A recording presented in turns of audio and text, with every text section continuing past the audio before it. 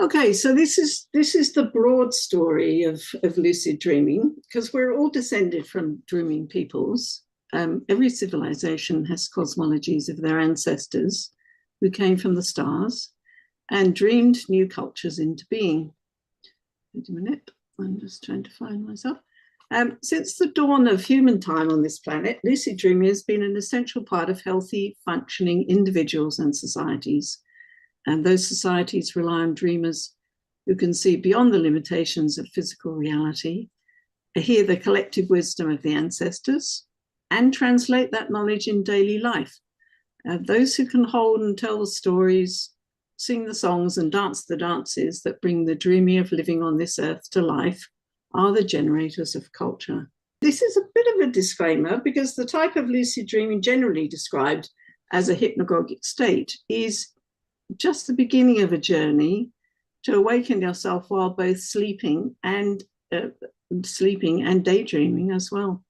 It's what I call the superconscious state, whereby you are utilizing far more than the typical 4% of your brain, where your natural latent capacities emerge, and your dreaming becomes your life.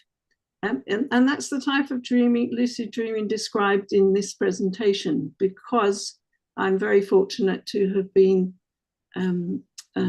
educated and certainly well practiced with Aboriginal aunties. So imagineering, in the ancient past, lucid dreamers were those who were able to access past, present, future knowledge, although we know it's all in the present, through their night and day dreaming.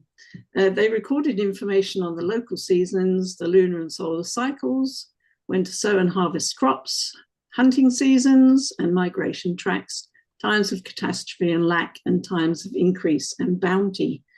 They remember the times of eclipse, lunar standstill, and the long count of the precessional cycles, recording them in the stonescapes of chambers and henges and in petroglyphs and other rock art. Yeah. This is Callanish in Scotland, a major astronomical observatory. So my ancestors of Ireland and Scotland dreamed the extensive megalithic sites that connected them to the cosmos through lunar, solar, and galactic cycles.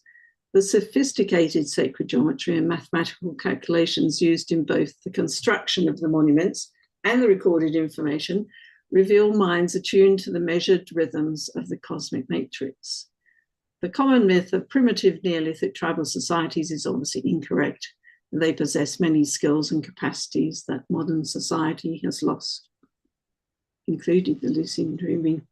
So other examples of dreaming cosmologies include the Slavonic Aryan knowledge, recording the 9 worlds of Norse mythology, wrapped in Yggdrasil, the sacred world tree. The realms are connected by the Bifrost, which we know as star lanes, and the roots are portals, wells that connect to other locations out in the cosmic matrix. In Vedic Hindu cosmology records multiple worlds suspended in the causal medium of the great ocean, amongst countless other universes. Now, this is my adoptive home country, and Dan's as well, and Valerie's. These are the First Nation peoples of Australia, who are custodians of the lands, waters, and skies of Narrabul Gidabal country. This is at the most easterly point of Australia, right where the rising sun infuses Wallumbini, the peak that you can see in the background, remnant peak of a 20 million year ancient supervolcanic caldera, charging the dreaming tracks across the longest stretch of songlines in the country. And at this point, I wish to pay our respects to the senior law women of the Narrabul Gidabal clans, whose lands, whose sovereignty has never been ceded. That's a very short and rapid history. So we're going to part 2, which is how the cosmic matrix, how the unified field communicates with us and within us, as we know as lucid dreamers, and as we've just seen in the history. Let's look at some of the mechanics. So our mythologies ground our genetic memory through this planet, solar system and galaxy, and that's nested within the larger star seeding cosmologies. They record how we are connected to multiple realms and worlds, orienting us in the present mythscape. Now, let's consider some of the mechanics of how we dream in the unified field.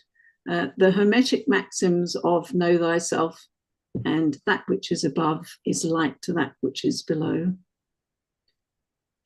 Describe the connections at microcosmic and macrocosmic levels of human function. So in a macrocosmic sense, what we're doing is tracking from the very large stories, the cosmological stories, and now we're bringing it down, and through a part of that, the medium of what we might call plasma or charge, is recorded through the original dreamers in Australia, who recorded the passage of plasma superstorms, which are sentient plasmoid ancestor beings, and other phenomena in their petroglyphs and rock art. Our ancestors recorded images of external phenomena and events, and they also laid down images in our consciousness in order to navigate the evolution of our human bodies. Now, that might seem a complicated concept, but it's as if they were, by recording the events and images themselves, they were actually putting it into their own consciousness, which then obviously descends through each of the generations.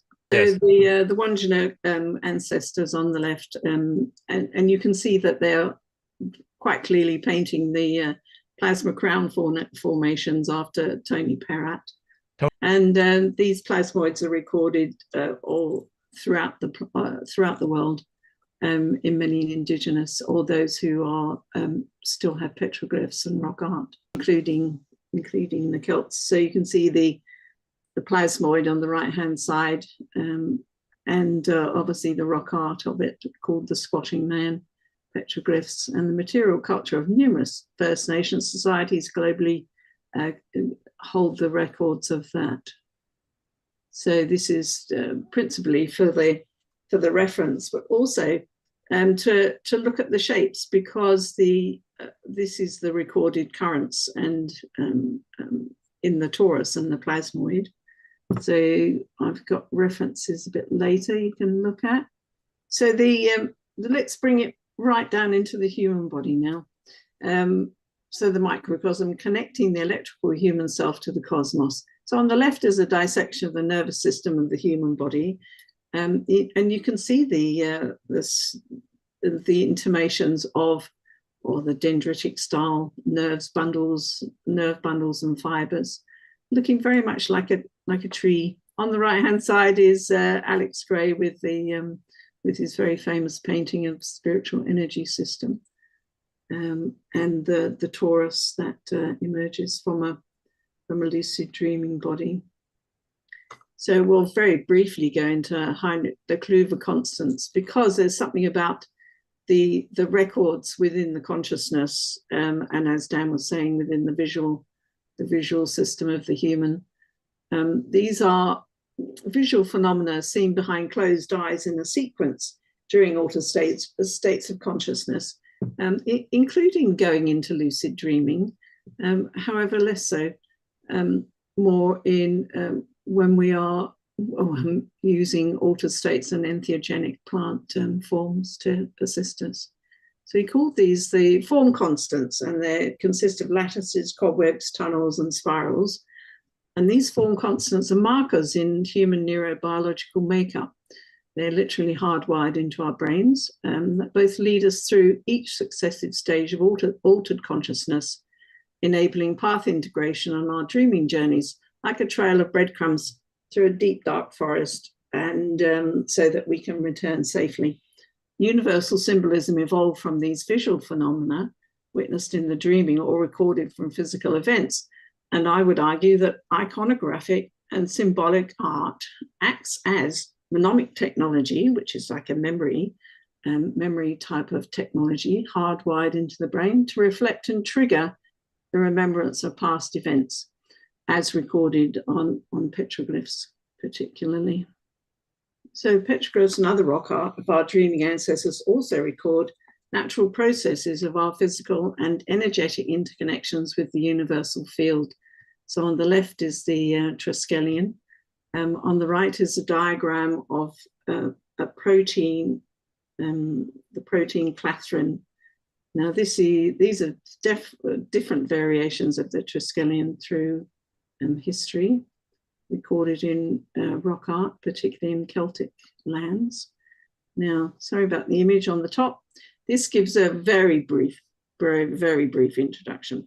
Clathrins are proteins that enable the transportation and delivery of information into the cells of the body.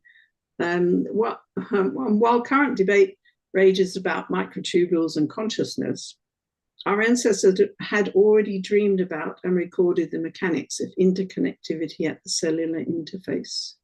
I think that, yes, the point here is that by them going into dreaming lucidly and then bringing it back out and obviously recording it for us, when we come upon it, whether it's analytical or the analogical brain, it takes us back into ourselves. So it's a type of inner remembering, is it not? So I hypothesize that because the more that we're understanding, about toroidal fields, and we're seeing them everywhere. This is also symbols that are part of the neurobiology of humankind, and of the torus and the toroidal fields. And as we cross the Planck threshold and remember who we are in the wider array, it's literally, these are the symbols and the iconography, the form constants that we need, that are leading us out into the wider array.